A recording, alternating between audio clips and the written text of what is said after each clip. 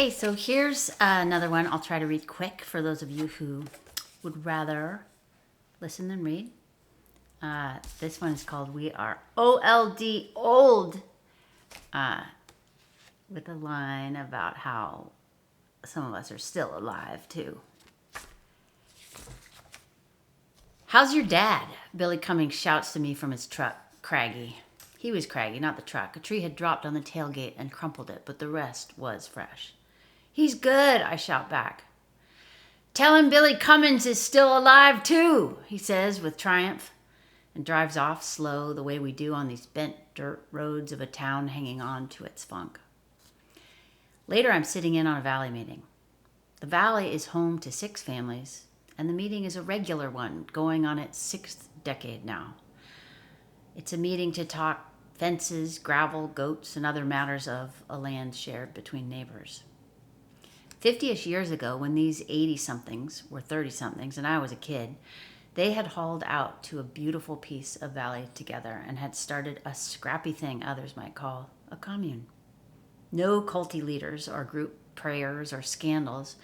It was just a statement of good and ambitious purpose, realized in off-the-grid shelter with an early mix of wood, school bus, tent, and teepee. I remember the excitement of the early house-raising parties. There would be homegrown beef or goat cooking over a fire. There would be places to sit, but no chairs. Our scruffy parents would assemble odd heaps of salvage materials they had scrapped up from all over the Bay Area, first into walls and then, in great Iwo Jima-looking pushes, into homes. For years, this grubby but gorgeous wild camp of families had no phones, no electricity, no running water, and lordy me, no permits, but total freedom. I was there mostly summers until high school, and by then we at least had a phone and later electricity. So maybe it was harder for the other Valley kids during the school year. But for me, that foggy summer air was billowing with freedoms. Go anywhere, climb anything, swim and pound around in the creek, eat all of the apples, fight, don't fight, pick all of the snap peas, rogue through all of any of our houses, get so bored, get so hungry, build a fort, get so bored, hate all of the hippie food, fight, pet kitties, eat the hippie food, go slide the hills on cardboard, and crash so dirty to bed. We were around parents, sure, but we were on our own. Water was scooped or pumped from the creek, and there were composting toilets. These were known then as shitters and were managed with sawdust. The shitters came complete with a manifesto and an eventual blessing from an otherwise exasperated county. We had kerosene for the lamps, coolers of ice from the liquor store for the food, and Coleman's for the cooking. It was one of my dad's many splendid girlfriends who snuck the first phone in for her landscaping business. This created a valley-wide uproar when it was discovered, but the others eventually followed. There was a giant garden radiating out in circles from a central round where gatherings happened, and there were pastures of goats, calves, and a fawn-colored, dark-eyed milk cow named Bessie who was impossibly shared for a time. Dark humor won most days, so our particular calf, mine and my dad's, was named Brer, and our piglet named Wilbur. The town butcher, then Michael Rafferty, used the market after hours to help us make sausage and ground beef of them. I was just tall enough to work the handle of the grinder, and glad in that night we were all so clever and able as to make our own food. Cattle, on occasion, had ripped the visqueen that made up our windows on our house until there was money for glass, right off of our house with their teeth in the night. This cold and scary occurrence made it easier to eat our calf Brer for me. Now, some key agreements about never turning into real estate have held for this valley, and 2nd, 3rd, and even 4th generations have been born to know and many to live on the place.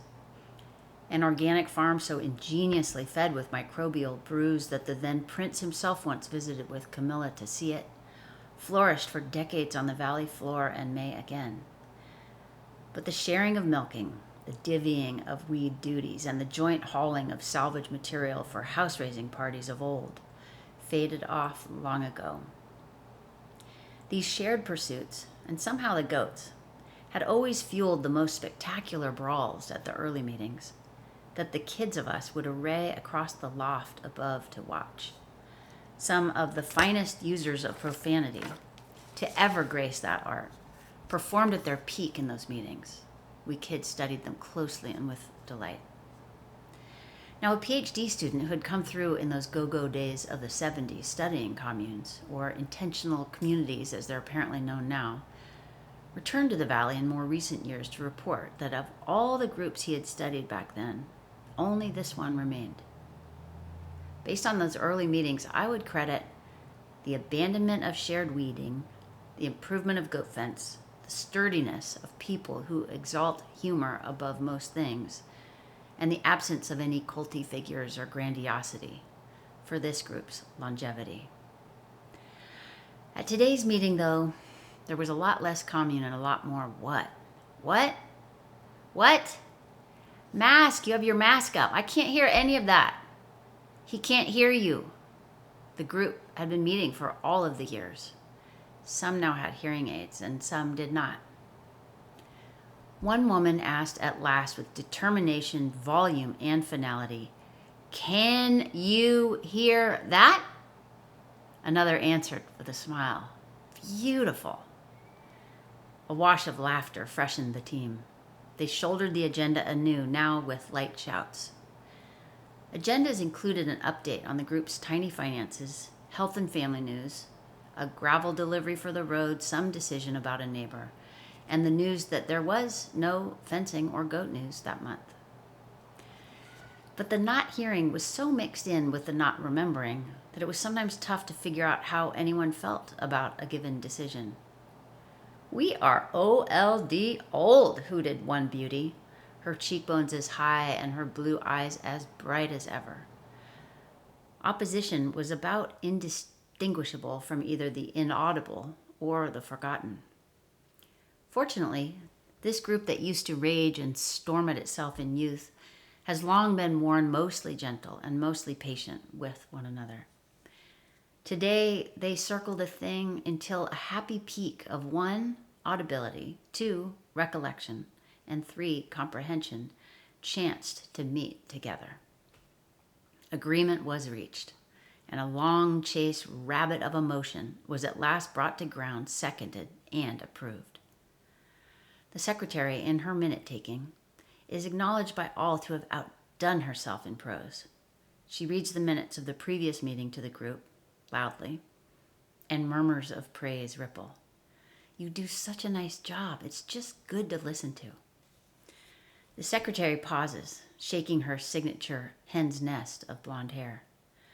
"Thank God we take minutes. I don't remember any of this." In closing, here is the humble purpose statement for the Valley. To further purposes of 1, preserving open space, 2, preventing environmental deterioration, 3, removing land from speculation for personal gain, 4, providing opportunities to persons of modest resources, 5, creating a teaching, learning, agricultural environment, and 6, holding real property in perpetual trust. Thank you.